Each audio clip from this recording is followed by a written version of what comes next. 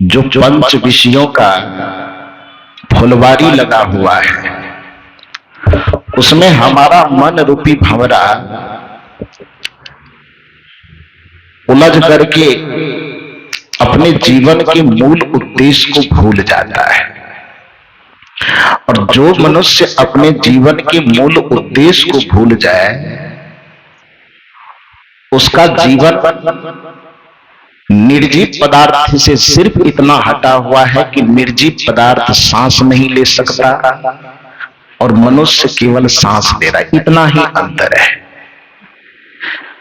लेकिन मनुष्य जीवन को पाने की सार्थकता वही व्यक्ति सिद्ध कर पाता है जो जीवन धारण करने के उपरांत इस जीवन को उद्देश्य पूर्वक जीता है। जो व्यक्ति अपने जीवन को उद्देश्य पूर्वक जिएगा, उसे सबसे पहले जीवन को समझना होगा कि हमारा आपका जीवन है क्या। क्योंकि जब तक जीवन को जानेंगे ही नहीं तो जीवन के उद्देश्य को कैसे जानेंगे। जीवन हमारा और आपका मूलतः दो तत्वों का संगम है, जिसको गीता की भाषा में क्षेत्र और क्षेत्रज्ञ कहा जाता है। सांख्य दर्शन की भाषा में प्रकृति और पुरुष कहा जाता है। वैशेषिक दर्शन की भाषा में जड़ और चेतन कहा जाता है। आम बोलचाल में जिसे आत्म और अनात्म कहा जाता है, और सदगुरु कबीर साहब की भाषा में जिसको देह और हंस कहा जाता है। प्रकारांतर से सब ये अलग अलग नाम है, लेकिन मूलतः इन्हीं दो तत्वों के संगम को हम जीवन कहते हैं। अब दोनों तत्वों का जिस दिन बिछुरन हो जाता है, वियोग हो जाता है, उसी दिन को, उसी अवस्था को हम मृत्यु कहते हैं। सीधी सी बात है कि जब हमारे जीवन में मूलतः दो तत्वों का समन्वय है, तो हमें जीवन के जितने भी क्रियाकलाप हैं इन दोनों के लिए करना चाहिए। लेकिन हम नादानी में करते क्या है कि एक के लिए तो हम अपने जीवन का अधिकांश हिस्सा लगा देते हैं, अब दूसरे तत्व के लिए हम जरा सा समय निकालने में भी हिचकिचाते हैं। शरीर से संबंधित जो व्यवहार है, उन व्यवहारों के निष्पादन में हम अपने जीवन के लगभग 99% अवसरों को झोंक देते हैं। क्योंकि व्यवहार जितना आप करते, घर बना रहे हैं, मकान बना रहे हैं, जमीन खरीद रहे हैं, रिश्ते बना रहे हैं, रिश्तों को निभाने की व्यवस्था कर रहे हैं, सब केवल व्यवहार जगत से जुड़ा हुआ है। और व्यवहार जगत शरीर का हिस्सा है, व्यवहार जगत आत्मा का हिस्सा नहीं है। तो व्यवहार जगत को अर्जित करने में, व्यवहार जगत को व्यवस्थित करने में आप अपने जीवन के सारे समय को लगा देते हैं। लेकिन दूसरा तत्व जो बच जाता है, जिसे हम आत्मा कहते हैं, उसके लिए यदि हमें तो एक तो करने का बार बार मौका नहीं मिलता, और यदि मौका भी मिलता है तो हम उसको टाल मटोल कर देते हैं, दाएं बाएं करके बस उसको व्यर्थ बर्बाद कर देते हैं। इस सत्संग की व्यवस्था जो की जाती है, वो आत्मिक संपदा के अर्जन के लिए ही ये सत्संग किया जाता है। भजन किया जाता है, भक्ति किया जाता है, सुमिरन किया जाता है। लेकिन जो सत्संग 1-2 घंटे, 1-2 दिन के लिए व्यवस्था बनाई जाती है, उस सत्संग को सुनने में भी लोगों को बड़ी अड़चन, लोगों को इसके लिए बहाना चाहिए। कहीं पर नाच तमाशा हो रहा हो तो उसमें जाने वाले आदमी बहाना नहीं बनाते। कहीं से खबर मिल जाए कि फलाने जगह पर कोई डांस, नाच, तमाशा की पार्टी हो रही है, तो वहां पर किसी को जाकर के कहे भी न तो पर भी एकदम लाइन लग जाती है, लोगों की कतार लग जाती, भीड़ लग जाती है। लेकिन सत्संग कहीं पर हो रहा हो और उसकी सूचना जब मिलती है तो लोग कहते घर में काम है या परिवार में काम है, न जाने कितने तरह के बहाना बनाता है। और उस बहाने में भी उसको लगता है कि मेरा बहाना काम नहीं कर रहा है। उस जगह कुछ लोग कुतर्क किया करते, अरे सत्संग में जाने से क्या फायदा होता है। दुर्भाग्य की बात है कि आज तक किसी ने ये नहीं सवाल किया है कि ताश खेलने से क्या फायदा होता है। आज तक किसी ने ये सवाल नहीं किया कि चौराहे पर पान की दुकान पर खड़े होकर के गप्पे लड़ाने से क्या फायदा होता है। आज तक किसी ने यह किसी से सवाल नहीं किया है कि सिगरेट पीने से क्या फायदा होता है। आज तक किसी ने किसी से यह सवाल नहीं किया है कि नशा दुर्व्यसन करने से क्या फायदा होता है। आज तक किसी ने किसी से यह सवाल नहीं किया है कि सिनेमा देखने से क्या फायदा होता है। लेकिन जब सत्संग की बात आती है तो लोग पूछते क्या सत्संग सुनने से क्या फायदा होता है, भक्ति करने से क्या फायदा होता है, गुरु के पास जाने से क्या फायदा होता है। जिसमें फायदा ही नहीं बल्कि जिसके बदौलत आपके आत्मिक यात्रा का आधार टिका हुआ है, उसके बारे में आप सवाल करते हो। और जिससे आपको कुछ भी लाभ नहीं होने वाला है उसमें बड़ी दिलचस्पी लेकर के मस्ती से वह कार्य करते हो, तो भंवरा तो भूला हुआ है ही ना। जिन चीजों से लाभ नहीं उसमें लाभ खोज रहे हैं, और जिन चीज से जीवन का सारा लाभ जुड़ा हुआ है। क्योंकि ये सदगुरु कबीर साहब तो कहते ही हैं कि यदि जीवन का सारा लाभ लेना चाहते हो तो केवल और केवल सत्संग से प्रेम कर लो। लोगों ने पूछा कैसे। कबीर साहब ने कहा कि सत्संग में जाओगे ना तो जाने अनजाने तुम्हें बहुत लाभ मिलेगा। लाभ लेने की काबिलियत होगी तब तो बहुत लाभ ले लोगे। कदाचित लाभ लेने की काबिलियत न भी होगी, लाभ लेने का सामर्थ्य न भी होगा तो भी अनायास लाभ मिल जाएगा। लोगों ने पूछा कैसे, तो कबीर साहब ने उदाहरण देते हुए कहा है कि कबीर संगति साधु की जो गंधी की वास, जो कछु गंधी दे नहीं तो भी वास सुवास। साहब कहते हैं कि कबीर संगति साधु की संगति ऐसी है जैसे कोई इत्र बेचने वाला व्यक्ति आपके गांव में आवे। इत्र से तो ज्यादा लेना देना आप लोगों को नहीं होता है, इधर वाले को ज्यादा लेना देना होता है ना। इत्र का मतलब समझ रहे हैं ना, जिसको सेंट कहते हैं अंग्रेजी में। तो कल्पना करो कि वो सेंट बेचने वाला आप लोगों के बीच में आ गया है, तो उसमें खरीदने वाले एक और बेचने वाले एक, ऐसा तो होगा नहीं। क्योंकि खास करके माता वर्गों की जो खरीदारी होती है ना, तो खरीदारी बहुत जांच परख के बाद होती है। जब किसी दुकान पर चले जाए कपड़ा खरीदने के लिए, साड़ी खरीदने के लिए या और कोई भी कपड़ा खरीदने के लिए, तो एक बार में देख करके आप लोग लेती हैं, तब क्या करती है, पूरी दुकान की लंका लगा देती है। जैसे हनुमान जी अशोक वाटिका उजारे होंगे, उसे जिस दुकान में आप प्रवेश कर जाती हैं तो दुकानदार समझता है कि हनुमान जी आ गया है। पूरे दुकान की कपड़ों की अशोक वाटिका बना दी जाएगी, तितर बितर। ये कलर पसंद नहीं है तो ये नहीं है, वो नहीं है। तो ये पसंद करने के मामले में आप लोग खोजबीन जांच परख बहुत ज्यादा करती हो। कोई इत्र बेचने वाला यदि आपके गांव में आ जाए तो भले ही खरीदना एक व्यक्ति को होगा, एक माता बहन कोई खरीदेगी, लेकिन स्वाभाविक है कि उसको देखने वालों की संख्या 10, 5, 20, 25 की संख्या में हो जाए। होती है कि नहीं होती है? देखो कबीर साहब का दिमाग कितना तार्किक है। व्यवहार में घटने वाली एक एक छोटी सी छोटी घटनाओं को भी अपने दर्शन का विषय कैसे बना देते हैं, यही काबिलियत के सदगुरु कबीर साहब को महान वैज्ञानिक बनाता है। कि जिन घटनाओं को हम बहुत छोटा समझते हैं, वो घटना भी कबीर साहब की दृष्टि में जाने पर दर्शन का एक रूप हो जाता है। जब मैं विश्वविद्यालय में इंटरव्यू देने के लिए गया था तो मुझसे ये सवाल किया गया था कि कबीर साहब की वाणी भाषा में तो एक रसता है नहीं, एक रूपता है नहीं, तो आप उनकी वाणी को दर्शन कैसे कहें?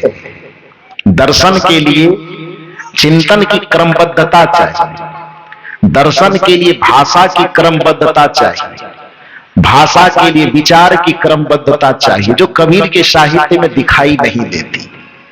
तो फिर आप कबीर साहब के विचारों को दार्शनिक विचार बता रहे हैं, तो कैसे बता रहे हैं?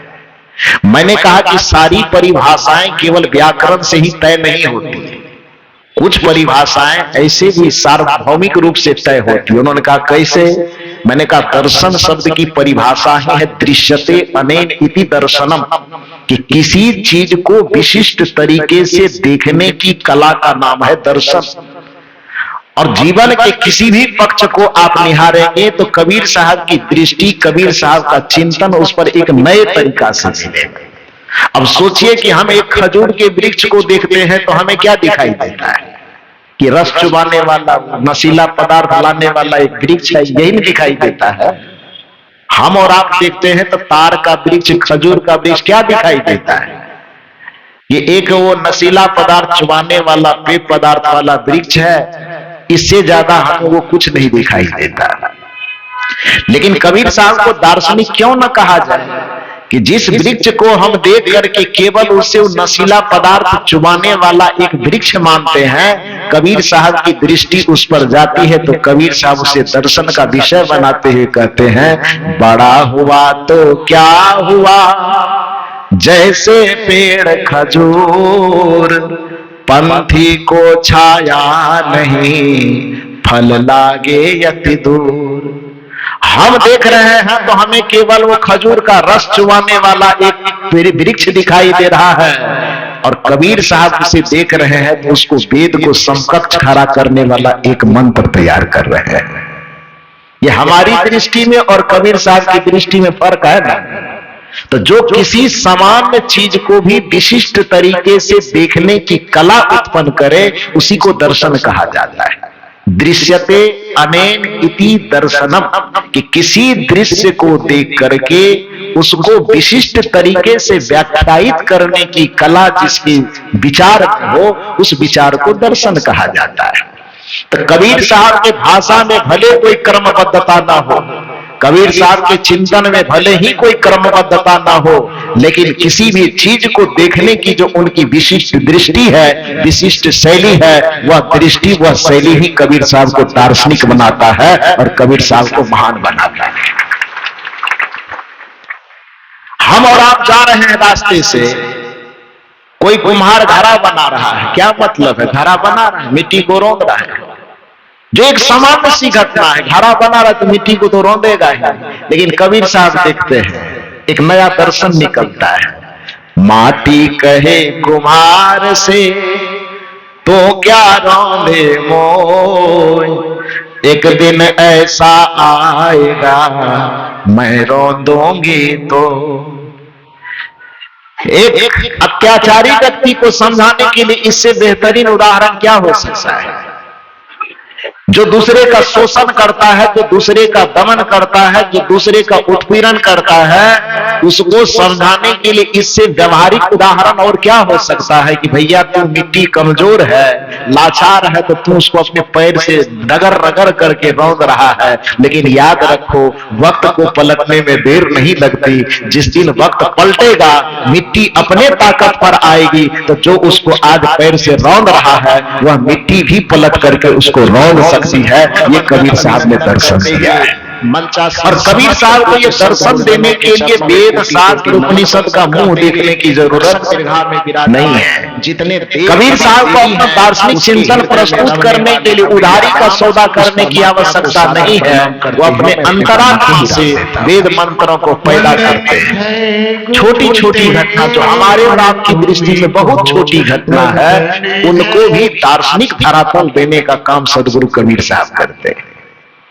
अब इससे बड़ी बात क्या हो सकती है? हमारी माता बहने जाता चक्की चला करके, हालांकि अब तो वो समय नहीं रहा जाता चक्की चलाने वाला, अब तो मसाला भी बना हुआ पैकेट में ही आता है। उस सीला पाटी की भी अब जरूरत नहीं है। थोड़ा बहुत चटनी उटनी बनाने के लिए उसकी जरूरत थी तो कंपनी वाले मिक्सी बना डाले, उसी में दे के एकदम एक स्विच दबाओ एकदम फटाक से बन के तैयार है। तो वो जाता, चक्की, सीला, पाटी, क्या बोलते हैं उसको, सिल्वर, हाँ, तो उसकी अब तो कोई जरूरत नहीं है। लेकिन जिस समय कबीर साहब का जमाना रहा होगा उसका बहुत महत्व रहा होगा। काम करने के बाद जो जाता चक्की है कबीर साहब के जमाने में रहे होंगे, तो काम होने के बाद क्या करता होगा, उसको लोग आंगन के किसी कोने में धर देता होगा, क्योंकि 24 घंटा तो उसका उपयोग है नहीं। या तो कुछ दिन के बाद होगा या नहीं तो सुबह शाम हो सकता है कि होगा। तो सुबह शाम उपयोग करने के बाद जिस जाता जिस चक्की को आदमी आंगन के एक कोने में धर देता है, उसकी कोई उपयोगिता अब नहीं बची। आंगन के एक कोने में उपेक्षित रूप से पड़ने वाले उस जाते पर, उस चक्की पर कबीर साहब की दृष्टि जाती है और वो कहते क्या है, चलती चक्की देख के दिया कबीरा रो, दो पाटन के बीच में साबुत बचा न को। जो चक्की उपेक्षित आपके आंगन के कोने में पड़ी हुई थी, उस चक्की को उठा करके दर्शन का एक आधार दिया, साहित्य तक पहुंचा दिया। ये क्षमता सिर्फ सदगुरु कबीर साहब के पास हो सकती है, क्योंकि बड़ा वह नहीं होता है जो बड़े की बड़ाई करे, बड़ा वह होता है जो छोटे को भी नीचे से उठा करके बड़ा बना दे। सदगुरु कबीर साहब संतों के सम्राट इसी वजह से है कि जिन पर किसी की दृष्टि नहीं जा रही है, कबीर साहब उन चीजों पर दृष्टि डाल करके मुख्य धारा में लाने की कोशिश कर रहे हैं। हिंदी साहित्य के प्रगति युग में हीरानंद बादशाह और आप ही के राजनांदगांव के गजानन माधव मुक्ति बोध जी इसी क्षेत्र के थे ना। जब हम लोग विश्वविद्यालय में प्रोफेसर की तैयारी करते थे तो गजानन माधव मुक्ति बोध की कविता पढ़ते थे। मैं आपके इस क्षेत्र के दो विद्वान से बहुत ज्यादा प्रभावित भी हूं और उनके साहित्य से उपकृत भी अपने आप को मानता हूं। एक गजानन माधव मुक्ति बोध जी और दूसरे माधवराव सप्रे जी। माधवराव सप्रे भी शायद इसी इलाके के हैं, रायपुर तरफ के, रायपुर क्षेत्र के। तो यूजीसी के कोर्स में आता है, एमए के विद्यार्थी को जब हम लोग विश्वविद्यालय में वहां पर पढ़ाते हैं तो उस सब्जेक्ट के अंतर्गत इन दोनों की कहानियां और कविताएं आती है। माधवराव सप्रे की कहानी और गजानन माधव मुक्ति बोध की कविता। इन महापुरुषों ने एक हीरानंद सच्चिदानंद वात्सायन जो हुए, उन्होंने नया प्रयोग किया हिंदी साहित्य में और उन्होंने भी कबीर साहब की तरह दहाड़ते हुए कहा कि कवि लोग उपमा के लिए चांद की तरह मुंह, कमल की तरह नैन, हिरन की तरह चाल, इसका कितना उदाहरण देगा, कुछ नया उदाहरण लाओ। ये घास जो दिखते हैं इसको उदाहरण बनाओ, ये वृक्ष जो दिखते हैं, प्रकृति की घटनाओं को साहित्य में उदाहरण का दर्जा मिलना चाहिए। ये प्रगतिशील सोच वाले जो लेखक कवि हुए बाद में उन्होंने ये डंका बजाया। लेकिन कबीर साहब जो भक्ति काल में हो चुके थे, मध्य युग में हो चुके थे, ये प्रगतिशील सोच वाले लेखक आज यह कहते हैं कि हमारी ये नई प्रगतिशील सोच है कि हम प्रकृति को, वृक्षों को, वनस्पतियों को साहित्य का उदाहरण बनाना चाहते हैं। लेकिन सदगुरु कबीर साहब ने 600 वर्ष पहले उस प्रगति सोच का डंका बजा दिया था और उन्होंने कहा था कि साहित्य में केवल उदाहरण कमल नहीं बनना चाहिए, साहित्य का उदाहरण केवल मानसरोवर ही नहीं बनना चाहिए, साहित्य का उदाहरण केवल चांद ही नहीं बनना चाहिए, साहित्य का उदाहरण केवल सूर्य ही नहीं बनना चाहिए, बल्कि साहित्य का उदाहरण वह उपेक्षित चीज भी बनना चाहिए जो समाज में उपेक्षित पड़ा रहता है और उस पर किसी की दृष्टि नहीं जाती है। वह उपेक्षित चीज क्या है? खजूर का वृक्ष है। वह उपेक्षित क्या है? चलती चक्की है। वह उपेक्षित क्या है? वो माटी, कुम्हार की माटी है, जो साहित्य का विषय नहीं बना, जो साहित्य की मुख्य धारा में कभी नहीं आया। कबीर उपेक्षित चीजों को मुख्य धारा में लाने वाले संत थे, चाहे वह समाज के पिछड़े दलित कुचले लोग हो कि चाहे साहित्य में पिछले कुचले लोग हो, उसको कबीर साहब मुख्य धारा में ला करके लोगों के सम्राट बन गए। सभी के संतों के वो सम्राट बन गए, सबके हृदय के वो सरताज बन गए। कहने का ये अभिप्राय है कि जब मैं वहां पर मौखिक परीक्षा देने के लिए गया, इंटरव्यू देने के लिए गया, तो यही कहा गया मुझसे, क्योंकि मेरे जो थीसिस का पीएचडी का सब्जेक्ट था मेरा संत कबीर के संतमत दर्शन में आदर्श राष्ट्रीयता के सूत्र, इस पर मुझे लिखना था। तो चूंकि कबीर साहब के संतमत दर्शन में, कबीर साहब के साहित्य को दर्शन में पिरो रहा था, तो प्रारूप को देखने के बाद सबसे पहला प्रश्न किया कि कबीर साहब के चिंतन को आप दर्शन कैसे कर सकते हैं? दर्शन तो नहीं हो सकता। मैंने कहा कारण बताइए सर, क्यों नहीं हो सकता?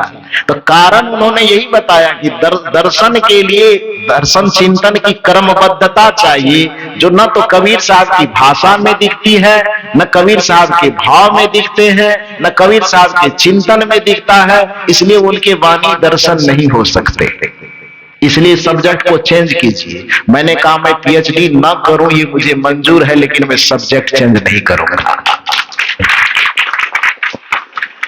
उन्होंने कहा क्यों नहीं करेंगे? तो मैंने वही कारण बताया कि आपके दृष्टि में दर्शन की वो परिभाषा हो सकती है कि विचार में क्रमबद्धता हो, भाषा में क्रमबद्धता हो, लेकिन मेरी दृष्टि में दर्शन की परिभाषा है जिसको किसी भी तथ्य को, किसी भी विषय को, किसी भी घटना को विशिष्ट रूप से देखने की दृष्टि प्राप्त हो, विशिष्ट रूप से देखने की कला प्राप्त हो, उसी को दर्शन कहा जाता है और उसी को दार्शनिक कहा जाता है। और कबीर साहब ने जीवन के हरेक विधाओं, प्रकृति के हरेक घटनाओं को विशिष्ट तरीके से देखा है, इसलिए मेरी दृष्टि में सदगुरु कबीर साहब दार्शनिक है। फिर तब वो सहमत हो गए और उस पर उन्होंने सिग्नेचर किया कि नहीं आप ठीक कह रहे हैं, आप इस पे कीजिए। तो फिर उसी पे मैंने अपनी बातें आगे बढ़ाई, उसको लिखा। तो मूल रूप से मैंने ये कहा कि कबीर साहब छोटी घटना, तो बताइए कि सेंट खरीदने वाली घटना को कबीर साहब यहाँ दर्शन की क्या उच्चता प्राप्त करते हैं, आध्यात्मिक चेतना से जोड़ते हुए अब एक सेंट की खरीद बिक्री को, इत्र की खरीद बिक्री को क्या दार्शनिक उच्चता प्रदान कर रहे हैं कि कबीर संगति साधु की, उदाहरण क्या है, जो गंधी की वास। सेंट बेचने वाले के पास बैठने से जो लाभ होता है, अब उदाहरण कितना सुंदर है, बिल्कुल व्यवहारिक। जो सेंट को लेने देने से दार्शनिक चिंतन को कुछ लेना देना नहीं है, लेकिन सदगुरु कबीर साहब की काबिलियत है कि छोटी सी खरीद बिक्री को भी वो दर्शन का हिस्सा बना देंगे। कबीर संगति साधु की, जो गंधी की वास, जो कछु गंधी दे नहीं तो भी वास सुवास। साहब कहते हैं कि सोचो कि एक गंध बेचने वाला, सुगंध बेचने वाला, इत्र बेचने वाला कोई व्यापारी आया है, उसमें से हमारी कोई एक माता खरीदना चाहती है, लेकिन माता खरीदना एक चाहती है, लेकिन दो चार अड़ोस पड़ोस के लोगों को मालूम हुआ कि सेंट बेचने वाला आया है, तो भले ही उसको खरीदना ना हो, लेकिन 10 लोग देखने के लिए जमा हो गए हैं। तो 10-20 लोग जमा हो गए। अब कबीर साहब इसमें प्रश्न करते हैं कि वहां बेचने वाले एक हैं, खरीदने वाले एक हैं, लेकिन उसके अगल बगल जो 10-20 हैं, भले ही लेन देन उसको नहीं करना है, लेने की योग्यता, लेने का सामर्थ्य उसके पास नहीं है, उसके बावजूद भी जब एक दूसरे से लेन देन की क्रिया घटित होगी तो एक बोतल से दूसरे बोतल में सेंट डालने के क्रम में जो उसकी सुगंधी निकलेगी तो केवल खरीदने वाले के नाक तक पहुंचेगी कि देखने वाले के नाक तक भी पहुंचेगी? बताओ जोर से। केवल खरीदने वाले नहीं, हमारा बिहार में तो वैसे गांव में भी चला जाता है, छत्तीसगढ़ का क्या मामला है? यदि यहाँ पर कोई पर्दा रहता हो कि केवल खरीदने वाले के नाक तक जाएगा, ऐसी व्यवस्था है तो बताओ, नहीं है ना। खरीदने वाले एक, बेचने वाले एक, सामने में 10 यदि खरीदने बेचने से मतलब न भी हो उसको, फिर भी जब एक दूसरे के बीच लेन देन होगा, एक बोतल से दूसरे बोतल में सेंट डाले जाएंगे तो देखने वाले के नाक तक भी सुगंधी अनायास ही पहुंच जाएगी। कबीर साहब का उदाहरण दे करके साधु की संगति की तुलना करते हैं कि जैसे इत्र बेचने वाले और खरीदने वाले, काम तो दो के बीच में हो रहा है, लेकिन लेने जो देखने वाले लोग हैं अनायास ही उस सुगंध से लाभ ले लेते हैं, उसके नाक तक सुगंध चली जाती है।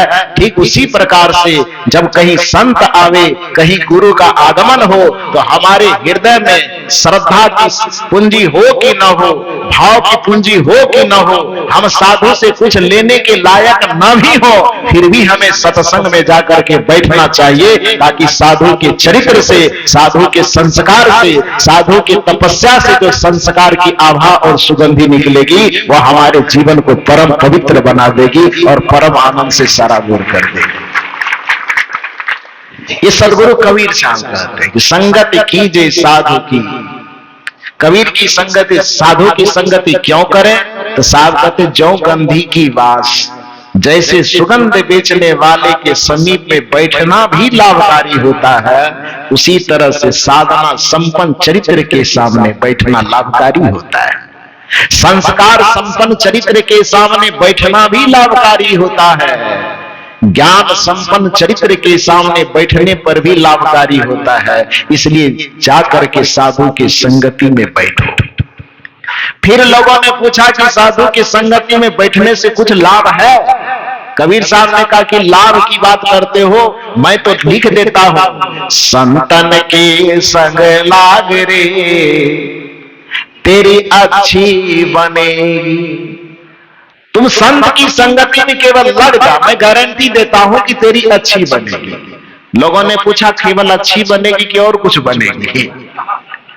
कबीर साहब ने कहा और भी बनेगी। कहा क्या बनेगी? अच्छी बनेगी तेरी बिगड़ी बनेगी। अच्छी तो बनेगी, कदाचित पहले से कुछ बिगड़ चुकी है तो वह बिगड़ी भी बनेगी। अच्छी बनेगी तेरी बिगड़ी बनेगी, संतन के संग लाग रे तेरी अच्छी बनेगी। लोगों ने कहा साहब अच्छी बनेगी, ये बात तो समझ में आ रही है, लेकिन यदि कुछ बिगड़ गई तो बिगड़ी कैसे बन जाएगी, ये मेरे समझ में नहीं आ रहा है।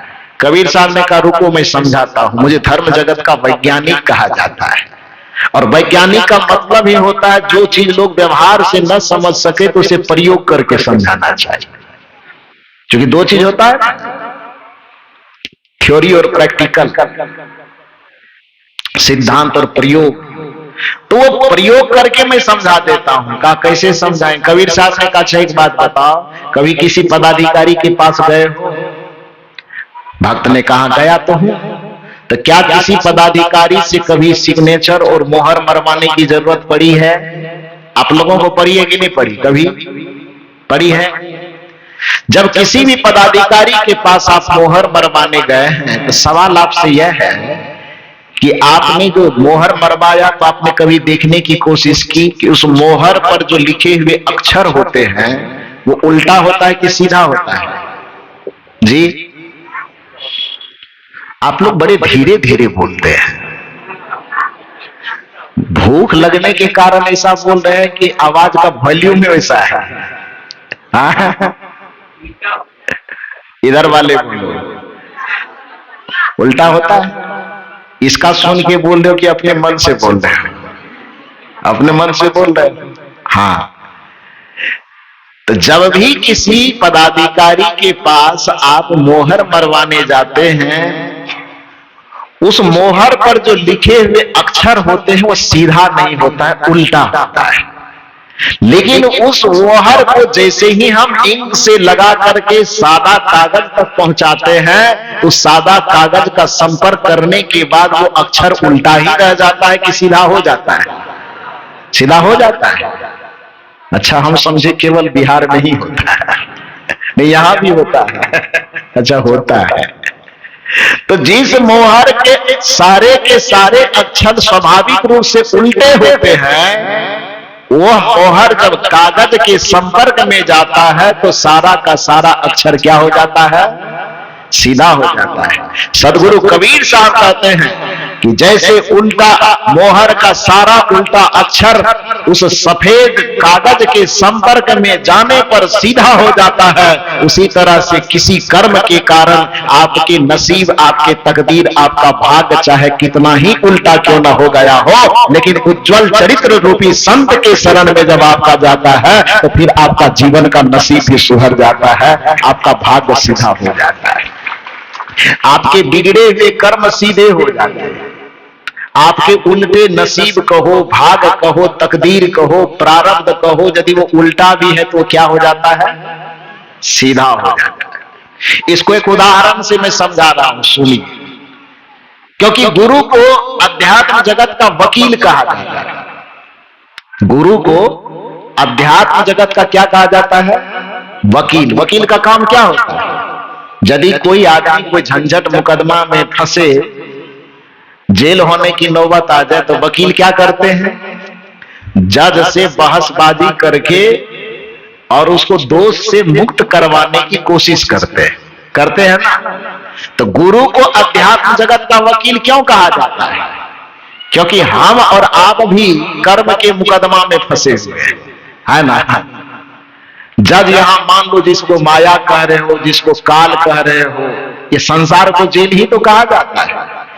भवसागर का मतलब जेल ही तो है, भवबंधन का मतलब जेल ही तो है, आवागमन के चक्र का मतलब जेल ही तो है, लख 84 में भटकना ये जेल ही तो है।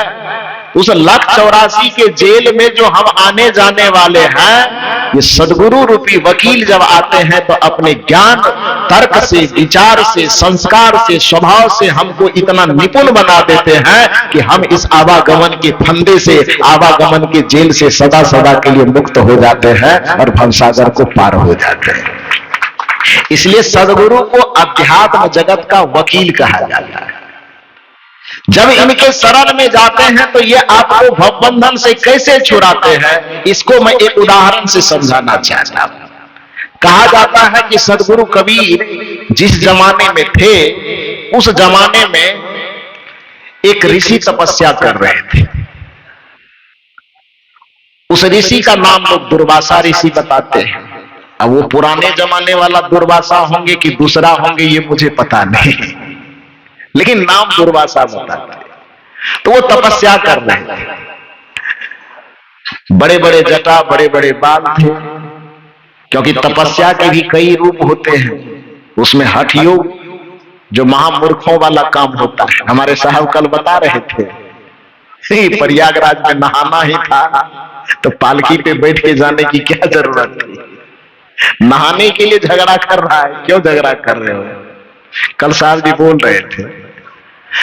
तो उसी तरह से हठ योगी आ गए। संजोग से जिस नदी के किनारे लोग भ्रमण करने के लिए जाते थे, घूमने फिरने, उसी जगह पर वो महात्मा हठ योग के माध्यम से बैठ गए। अब बड़ा बड़ा जटा, बड़ी बड़ी दाढ़ी तो थी ही, बालों पर बैठ गए, एकदम आंख बंद करके तपस्या कर रहे हैं। तो वहां तो घूमने फिरने का जगह है, वहां वो तपस्या करने बैठ गए। एक बूढ़ी माता अपने साथ में एक छोटी सी बच्ची को ले गई है। उस बच्ची के माता पिता नहीं है, वो दादी के सहारे बच्ची अकेले है। अब परिवार में जितने पुरुष स्त्री कोई बचे नहीं, केवल एक दादी और एक पोती बेचारी, नहीं माँ और बेटी ही बची हुई है। पति मर गए, दूसरा कोई बच्चा है नहीं। अब उस माँ के अंदर यह भावना है कि इसी बच्चे के सहारे हमको जीना है, इसी का भविष्य संवारना है, इसी में अपना जीवन देखना है, इसी में अपना भविष्य निहारना है। वो छोटी सी बच्ची के मन को बहलाने के लिए वो नदी किनारे भ्रमण करने जाती है। माँ किसी दूसरे काम से कहीं दूर चली जाती है, बच्चा वहां खेलती है। वो बच्ची खेलते खेलते खेलते खेलते, बच्चा ही है, कोई बुद्ध महापुरुष तो है नहीं कि जहां बैठा दिया बच्चा वहां बैठे रहे। चंचलता बच्चे का स्वभाव है। तो वो बच्ची खेलते खेलते देखा कि एक कोई बैठे हुए हैं, तो उसको लगा कि आदमी है कि पत्थर की मिट्टी की मूर्ति है, ये अंतर समझ में नहीं आया। तो चुपचाप महात्मा बैठे हैं। बच्ची गई, अब उसके दाढ़ी को पकड़ के हिला रही है। तो महात्मा ध्यान में बैठे, अब कोई दाढ़ी पकड़ के हिलावे तो गुस्सा तो उठेगा, लेकिन चूंकि ध्यान में बैठे हैं तब करे तो करे क्या, लेकिन मन ही मन क्रोधित हो रहे कि कौन है जो हमको परेशान कर रहा है। अब दाढ़ी पकड़ के हिला रहे, फिर भी महात्मा कुछ नहीं बोले, तो भीतर भीतर में क्रोध हो रहा है, बाहर में फिर कर कैसे करे। तो बच्ची को लगा कि सचमुच में ये मिट्टी की ही मूर्ति है, क्योंकि आदमी होते तो कुछ बोलते जरूर, ये बोल नहीं रहे, चुपचाप बैठे हैं, तो ये सचमुच में मिट्टी की ही मूर्ति हो सकती है। तो बच्ची अब दाढ़ी छोड़ करके बाल पकड़ के हिला रही है, कभी दाढ़ी पकड़ती है कभी बाल पकड़ती, उससे भी नहीं हुआ। फिर बच्ची के मन में क्या आया, नीचे से ऐसे बालू उठाती है और वो जो माथे पर जटा है उस जटा पे बालू गिराती है, पूरा बालू शरीर पर गिरते चला जाता है। मतलब खेल रही है। उस बच्ची को लग रहा है कि हम मिट्टी के मूर्ति से खेल रहे हैं, लेकिन वास्तव में यह था कि वो तो मिट्टी की मूर्ति थी नहीं, वो एक आदमी थे। तो उनको, महात्मा जी को लग रहा है कि कोई मुझे परेशान कर रहे हैं, बच्ची के मन में आ रहा है कि मैं तो खेल रही हूं। वो महात्मा के मन में बड़ा भयंकर क्रोध आ रहा है और वो कह रहे हैं कि मेरी दृष्टि खुलेगी तो जला करके भस्म कर देंगे। तो इतना क्रोध, इतना आवेश मन में आ रहा, आते आते आते आते कहानी यह कहती है कि आंख जब खुली तो वो मन भयंकर श्राप देने वाले थे, लेकिन सामने में जो उस बच्ची को मुस्कुराते हुए देखा तो है तो आखिर महात्मा ही, हृदय में थोड़ी दया भी है। तो वो जो भयंकर श्राप देने वाला था, उस क्रोध पर उन्होंने ब्रेक लगाया, क्योंकि सामने में बच्ची मुस्कुरा रही है। कोई बड़ा आदमी होता तो कुछ ज्यादा दंड दिया जाता, लेकिन बच्ची है तो अब करें तो क्या करें। लेकिन क्रोध का जो आवेश है, श्री कृष्ण ने गीता में क्या कहा कि क्रोधात् भवति सम्मोहः, सम्मोहात् स्मृति विभ्रमः, स्मृति भ्रंशात् बुद्धि नाशो, बुद्धि नाशात् प्रणश्यति।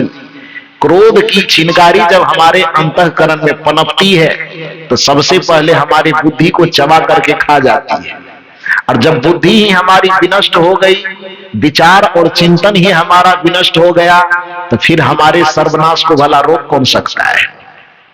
इसलिए क्रोध अग्नि के समान है, जैसे अग्नि के अंदर कुछ भी डालो तो वो जल करके भस्म हो जाता है, उसी प्रकार से क्रोधाग्नि के सम्मुख हमारे बुद्धि, विवेक, विचार जो कुछ भी आते हैं तत्काल उसको जला करके खाक करता चला जाता है। तो महात्मा जी बच्ची को देख करके अपने आप को संभालने की तो कोशिश कर रहे हैं, लेकिन भीतर में जो क्रोध की अग्नि उबल रही है, तो ब्रेक मारते मारते भी मुंह से श्राप निकल गया।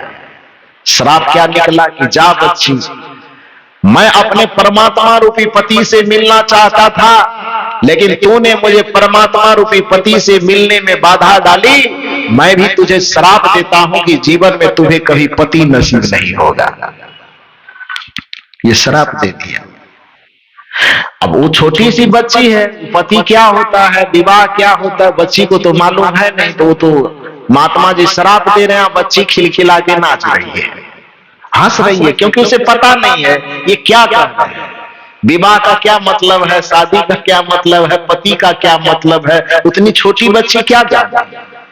फिर कुछ देर के बाद जब उसकी माँ आई तो माँ के आने के बाद अपनी माँ को सारी कहानी सुना रही कि अभी मैं वहां से खेल रहा था, समझ तो ये रहा था कि वो मूर्ति है, लेकिन वो तो आदमी था।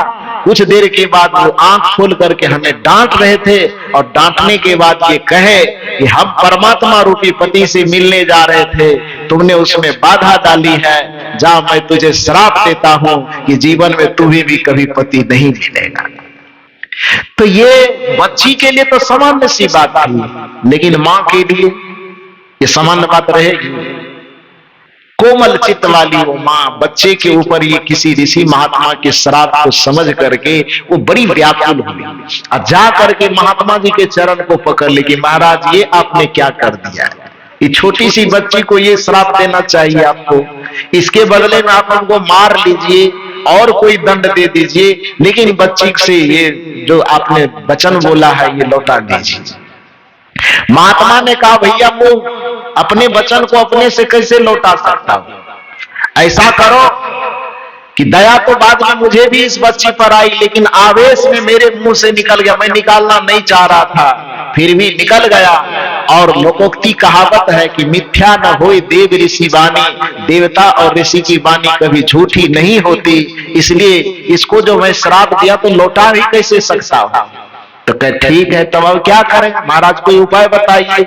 उन्होंने कहा एक उपाय है, क्योंकि नियम यह कहता है कि हाई कोर्ट से यदि कोई कानून पास हुआ है तो हाई कोर्ट ही दोबारा उसको रद्द नहीं कर सकता है, उसको रद्द करवाने के लिए कहां जाना है, सुप्रीम कोर्ट जाना है। जिसके माध्यम से जो कानून पास हुआ है उसी के माध्यम से वो कानून रद्द नहीं होगा, उससे ऊपर वाले जो है वो भले उस कानून को रद्द कर सकते हैं। तो ऐसा है कि हम तो महात्मा है नहीं रद्द कर सकते, तो कुछ युक्ति बताता हूं। ब्रह्मा विष्णु महेश तीनों की प्रार्थना करो और तुम्हारे तपस्या से प्रभावित होकर के वो जो तीनों आवे तो उन्हीं के पास पावर होगा कि तुमको श्राप से मुक्त कर सके। तो अब मां है वो तो किसी भी तरह से चाहेगी कि हमारे बच्चे संकट से दूर हो जाए, नाम ही उसका मां है। मां का मतलब ही होता है जिसका हृदय ममता से भरा हुआ। पिता को हम पिता इसलिए कहते हैं कि जिसकी छाया में रहने मात्र से हमारे जीवन से शोक संताप दुख पीड़ा सदा सदा के लिए दूर रहे, ऐसी छत्र छाया वाले व्यक्तित्व को पिता कहा जाता है। जिसके करुणा में, जिसके ममता में, जिसके गोद में सोने मात्र से हमें स्वर्ग की अनुभूति हो, ऐसे करुणाशील गोद को, ऐसे ममतामयी गोद को ही मां कहा जाता है। तो मां है, अपने बच्चे को दुख से मुक्त करने की तो भरसक प्रयास करेगी वो। तो उनको जैसा कहा गया उसके अनुसार लगभग 1 वर्ष तक तपस्या करते रही। बेटी को भी साथ में तपस्या करवाई। तो कहा यह जाता है, कहानी यह कहती है कि उसके सामने में ब्रह्मा विष्णु और शिव तीनों प्रकट होते और तीनों मिल करके एक साथ कहते हैं कि मैं आपकी तपस्या से बहुत खुश हूं, वरदान मांगो, क्या वरदान मांगते हो। तो इन मां बेटी तो कुछ कह नहीं पाई, बेटी चुप रही। मां कहती है कि हम और कुछ नहीं चाहते हैं, हमारी बेटी को श्राप से मुक्त कर दीजिए।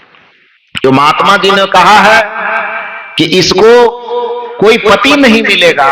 अब बताइए कि मेरे पति नहीं है, दूसरा कोई बच्चा नहीं है, एक ही बच्चा है, इसी में अपना सारा जीवन का भविष्य देख करके इसके लिए जी रही थी और इसी के जीवन में अवरोध डालने वाला सबसे बड़ा श्राप मिल गया कि इसको पति नहीं मिलेगा, तो फिर हमारा जीवन कैसे चलेगा, जीवन बड़ा बोझिल हो जाएगा।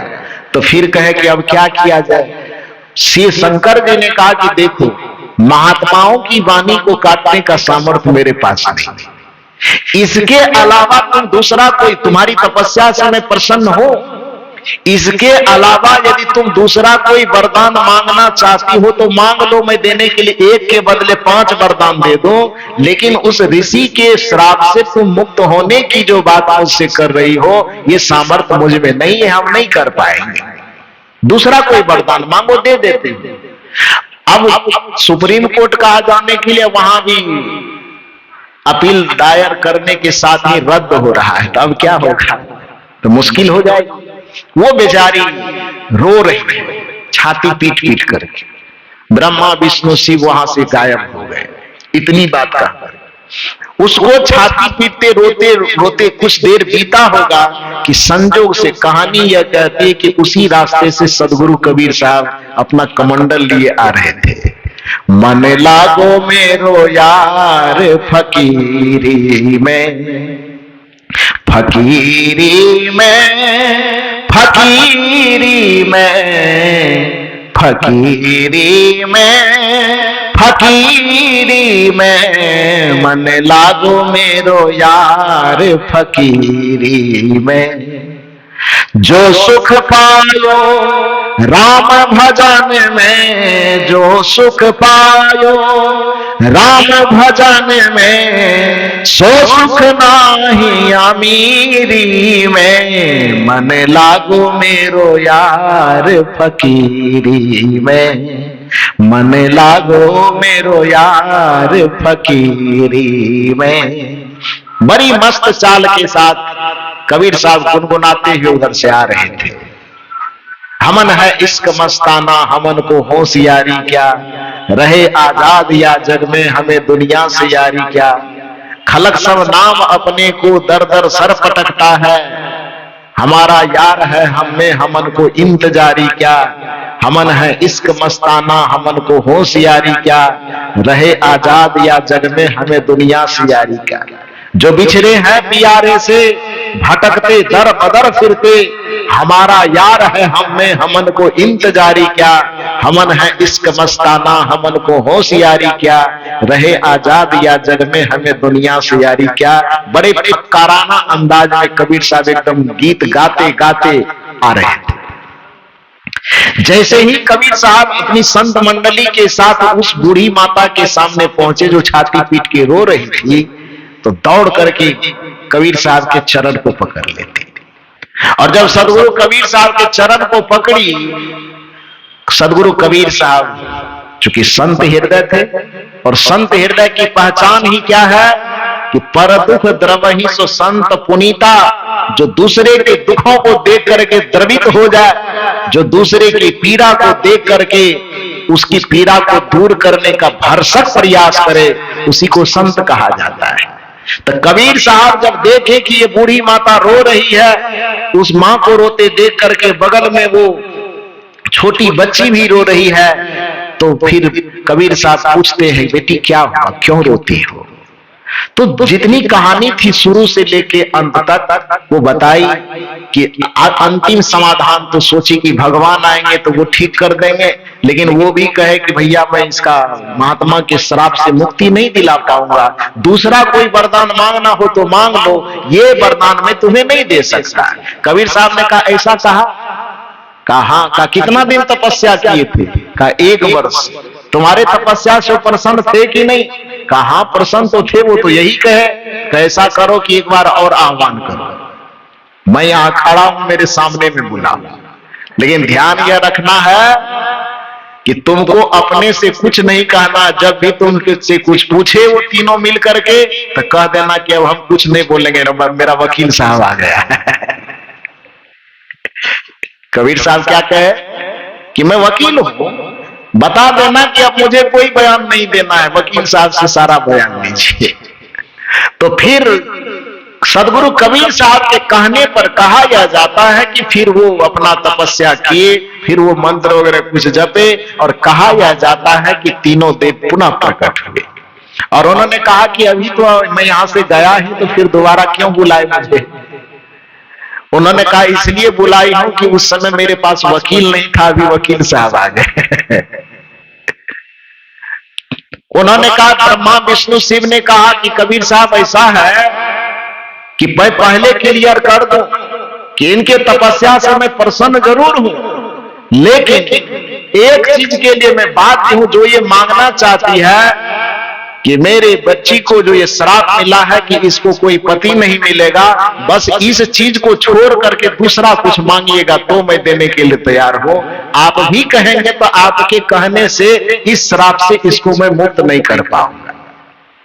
कबीर साहब ने कहा अच्छा ऐसा मामला है, यदि मामला ऐसा है तो जाइए, मैं पहले आपको आश्वस्त कर दूं कि जिस चीज के लिए आप बाध्य है कि ऐसा नहीं कर सकते हैं, मैं आपको आश्वस्त करता हूं कि इस बच्ची से संबंधित कोई भी चर्चा मैं आपसे नहीं करूंगा।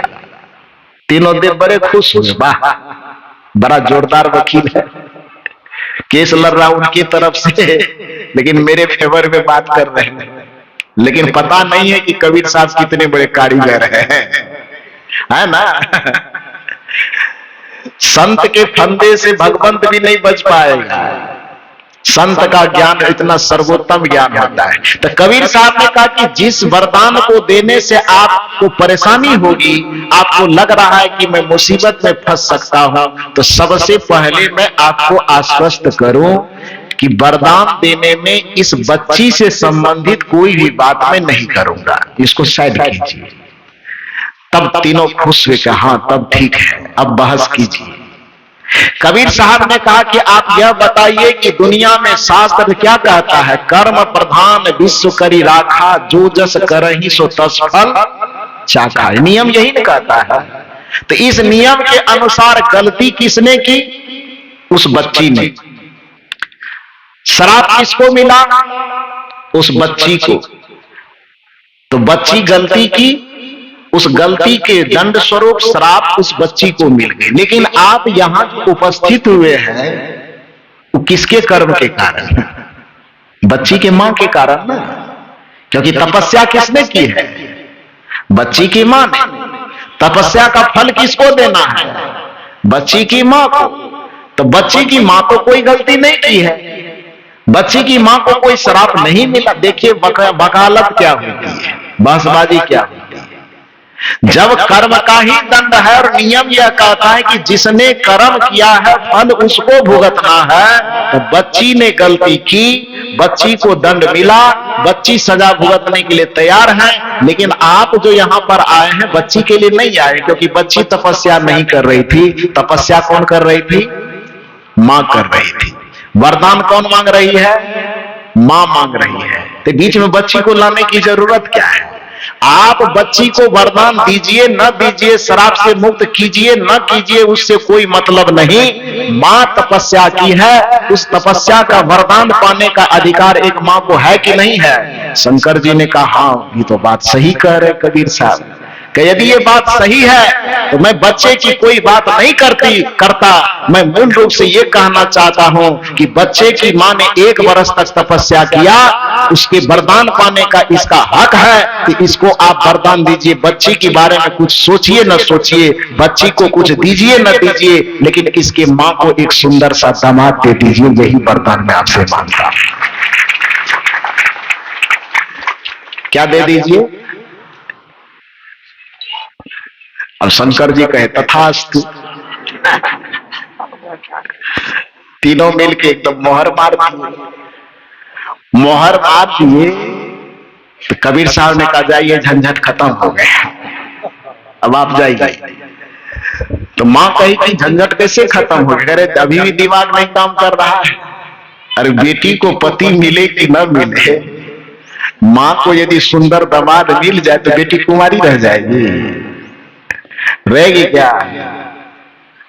संतों की संगति की आवश्यकता इसलिए है, संतों की संगति के अलावा डायरेक्ट भगवंत की भी संगति यदि कदाचित किसी को हो जाए तो भगवंत की संगति भी आदमी को विपदा से, संकट से मुक्त नहीं कर सकता। डायरेक्ट सामने में भगवान भी आ जाए ना तो पर भी बिना संत के दया से, संत के आशीर्वाद से, संत के कृपा से भगवंत का कृपा भी आपको दुखों से मुक्त नहीं कर पाएगा। और यदि यह बात लगता है कि मैं कबीर साहब का अनुयायी होने के नाते ये बात कह रहा हूं तो ये भ्रम में मत रहिए। मैं कबीर पंथी होने के नाते ये बात नहीं कह रहा हूं। हमारे पूज्य श्री अचल साहब जी बार बार कह रहे हैं कि मैं रामायण कथा बड़ा बढ़िया कहता हूं। ना साहब की कोई उदारता है, कह देते हैं। लेकिन जब हमको रामायण कथा कहने वाला बना ही दिए साहब जी, तो एक रामायण कथा में कह ही देता हूं।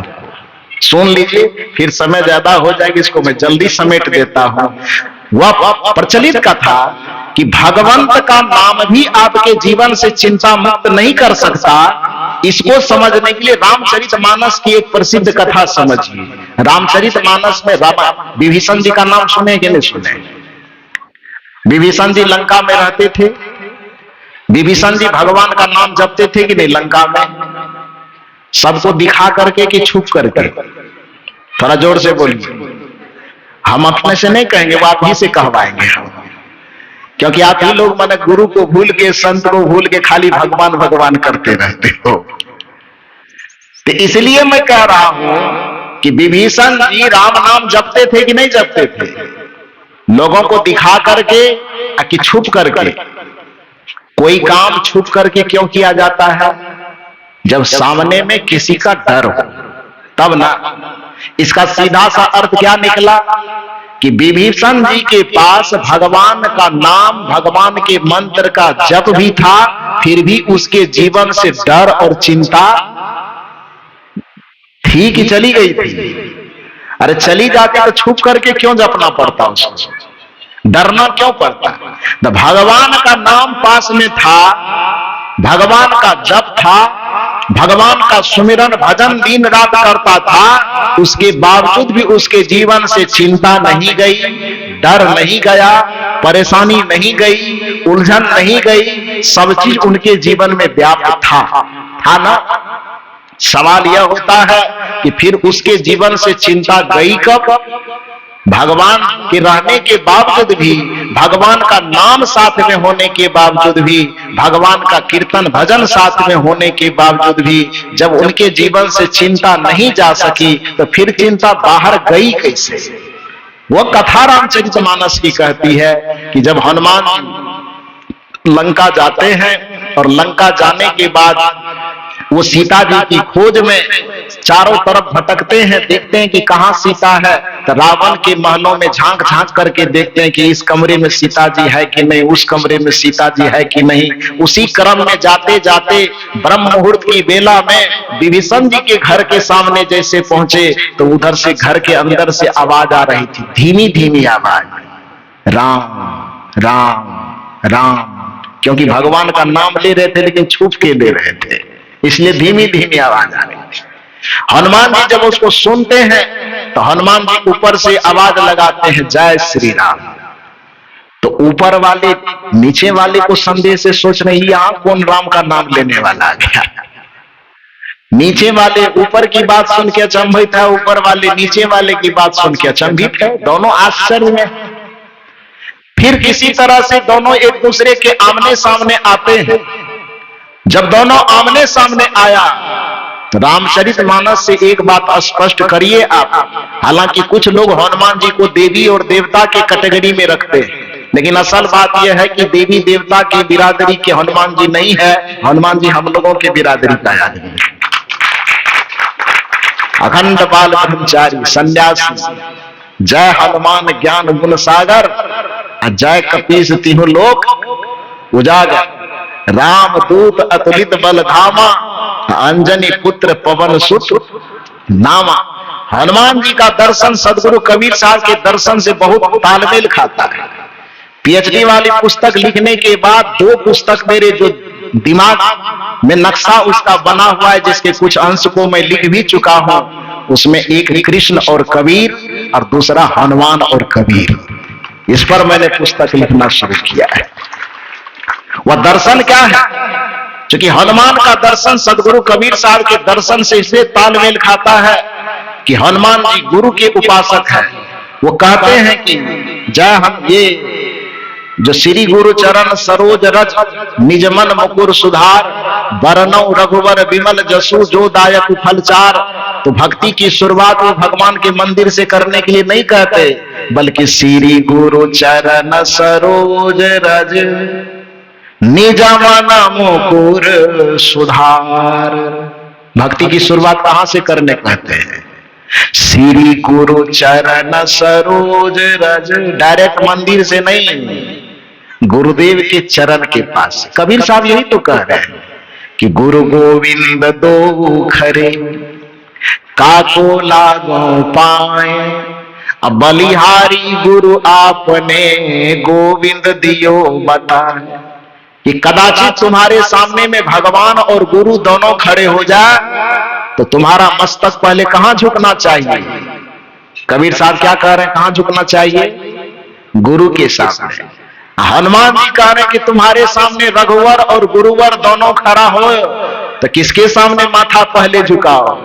श्री गुरु चरण सरोज रज निज मन मुकुर सुधार। जब गुरु जी से माथा उठा झुका के सब काम निपट जाए तब बरनौ रघुवर विमल जसु, तो गुरु पहले और रघुवर बाद में। और कबीर साहब कहते हैं गुरु पहले और गोविंद बाद में। ये दोनों दर्शन मेल खा रहा है कि अलग अलग हो रहा है? जी हो रहा है। कबीर साहब पुरुषार्थवादी सिद्धांत देते हैं कि करो बहिया बल आपनी छार बिरानी आस, जाके आंगन नदी बहे सो क्यों मरे प्यास। हनुमान जी से पूछा गया इस मामला में आप क्या कहना चाहते हैं? हनुमान जी ने कहा आपन तेज संभारो आपे, तीनों लोक हांकते कांपे। पुरुषार्थवाद का इससे बड़ा उदाहरण क्या हो सकता है? आपन तेज संहारो, किसके भरोसे? ऊपर वाला के भरोसे। कि आपन तेज संहारो दुर्गा जी के भरोसे कि काली जी के भरोसे कि भोले बाबा के भरोसे? किसके भरोसे? कि हनुमान जी का दर्शन कह रहा है। जैसे कबीर साहब कह रहे करो बहिया बल आपनी, अपने बाहुबल का भरोसा आपनी यानी आप खुद करो। और हनुमान जी का दर्शन कह रहा है कि आपन तेज संहारो आपे। ये दोनों बात एक जैसी लग रही कि अलग अलग लग रही है? करो बहिया बल आपनी, आपन तेज संहारो आपे। परिणाम क्या होगा? जो अपने तेज को, अपनी शक्ति को, अपने मन को, अपने इंद्रियों को संभाल करके रखने में सफल हो जाएगा, हनुमान जी कहते हैं कि उसके इशारे मात्र से तीनों लोक कांपने लगेगा। मतलब कि उनके मन के अंदर जो भी आकांक्षा होगी अपने पुरुषार्थ से वह प्राप्त कर सकता है। यह हनुमान जी का चिंतन और दर्शन कहता है। तो कबीर साहब कहते हैं जिसको अपने बाहुबल का भरोसा हो दुनिया में कोई भी सफलता हासिल कर सकता है। और हनुमान जी कहते हैं कि जो अपने तेज को, अपनी शक्ति को, अपने मन को, अपने इंद्रियों को अपने से संभाल सकता है वह दुनिया की कोई भी सफलता हासिल कर सकता है। कबीर साहब कहते हैं बिना गुरु की कृपा प्राप्त किए आदमी के जीवन का कल्याण नहीं है। हनुमान जी कहते तुम मेरे भी मंदिर में आ जाओगे, चाहे 1.25 किलो लड्डू चढ़ा दो कि 1.25 कुंटल लड्डू चढ़ा दो, लेकिन अंततः जानो होगा क्या? जय जय जय हनुमान गोसाई। आगे आप बोल दीजिए। हम बोलेंगे तो हम उसको कहिएगा ये तो कबीरपंथी है, तो बोलबे करेगा। तो इसलिए हम अपने से नहीं बोलेंगे, आगे आप बोलो। जय जय जय हनुमान गोसाई। ठीक गा रहे हैं कि गलत गा रहे हैं? यदि ट्रैक आप लोगों का ठीक है तो फूल की डाली, दिया, अगरबत्ती लेके कितना देर गुरुदेव जी के पास गए हैं? मिठाई वाला जो 1 केजी का पैकेट है मोतीचूर के लड्डू, वो हनुमान जी के मंदिर में कितना बार लेके गए हैं और अचल साहब के पास कितना बार पहुंचे हैं? ईमानदारी से तो दुकान मंदिर चाहिए, दुकान चाहिए पंडित जी वाला, कृपा चाहिए किसका वाला? तो कैसे काम चलेगा?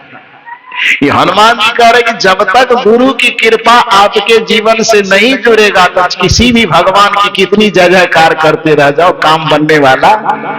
इसीलिए जय जय जय हनुमान गोसाई, कृपा करहु गुरुदेव की। भगवान वाला कृपा से काम नहीं चलेगा। जिस कृपा पर गुरुदेव का ब्रांड चिपका होगा, मोहर लगा होगी, नहीं ये कृपा गुरुदेव वाला है, उस कृपा से काम चलेगा। तो मैंने निवेदन किया कि हनुमान जी वो देवता की कैटेगरी में नहीं है, वो तो पंडित जी जबरदस्ती उसको देवता की श्रेणी में ले गया।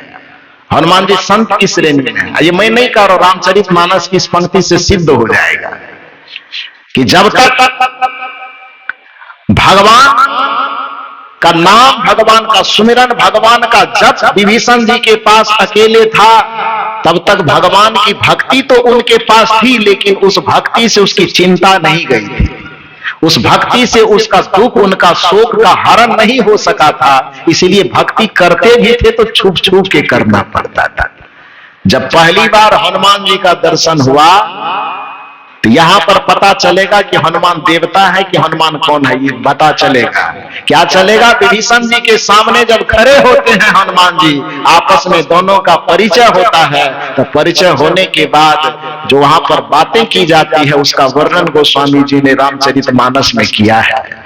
अब भरोसा मोहि भाया हनुमंता, अब बिनु हरि कृपा मिला ही नहीं। हम नहीं बोलेंगे ना, ये तो पहले हम कहे कि अपने से हम बोल देता आप इल्जाम लगाइएगा कि लोग कबीरपंथी है इसीलिए लबर लबर करता है। खाली संत संत महात्मा महात्मा गुरु गुरु करता है। तो इसीलिए हम हनुमानी जी से कहवा देते हैं कि वो आपके बिरादरी मंदिर वाले बिरादरी के हैं और कि ये सत्संग वाले बिरादरी के हैं। अब भरोसा मोहि भाया हनुमंता, अब बिनु हरि कृपा मिला ही नहीं। थोड़ा जोर से बोलिए ना, जब तक जोर से नहीं बोलिएगा यही चौपाई दिन भर दोहराते रहेंगे।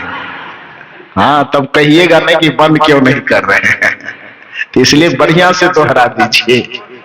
अब भरोसा मोहि भाया हनुमंता, अब बिनु हरि कृपा मिला ही नहीं।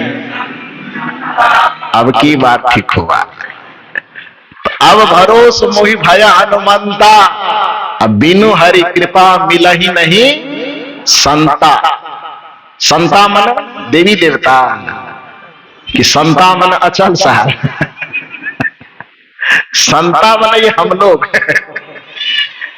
गोस्वामी जी कहते हैं हनुमान जी के माध्यम से विभीषण जी के मुख से पहला बात तो हनुमान जी का परिचय संत के रूप में हो रहा है, और दूसरी बात विभीषण की भक्ति से यह स्पष्ट हो रही है कि इतना दिन से तो मैं भगवान की भक्ति कर रहा था, किंतु मेरे दिल दिमाग से चिंता दुख और परेशानी खत्म नहीं हुई थी। आज पहली बार एक संत का दर्शन हुआ तो अब मेरे मन को भरोसा हो गया कि अब मेरे जीवन के दुखों का अंत होने वाला है। इसलिए कबीर साहब कहते हैं कि और कुछ तुम्हें दिखाई दे न दिखाई दे, संतन के संग लाग रे तेरी अच्छी बनेगी, अच्छी बनेगी तेरी बिगड़ी बनेगी, अच्छी बनेगी तेरी बिगड़ी बनेगी, संतन के संग लाग रे तेरी अच्छी बनेगी। कबीर साहब से प्रश्न हुआ कि किसी का बना है आज तक? कबीर साहब के उदाहरण हजारों दे सकता हूं, लेकिन हजार उदाहरण देने की जरूरत नहीं, कुछ कुछ नाम गिन लो। ध्रुव की बनी, प्रहलाद की बन गई। जिसके जिसके जीवन में संकट आया तो कहां पर उसका संकट दूर हुआ। सीता जी के जीवन में जो राम जी की धर्मपत्नी थी, जो भगवान की धर्मपत्नी थी, उसके भी जीवन में संकट आया। जब उसे जंगल में छोड़ दिया गया तो कोई भगवान बचाने आया था कि वाल्मीकि के रूप में संत बचाने आया था?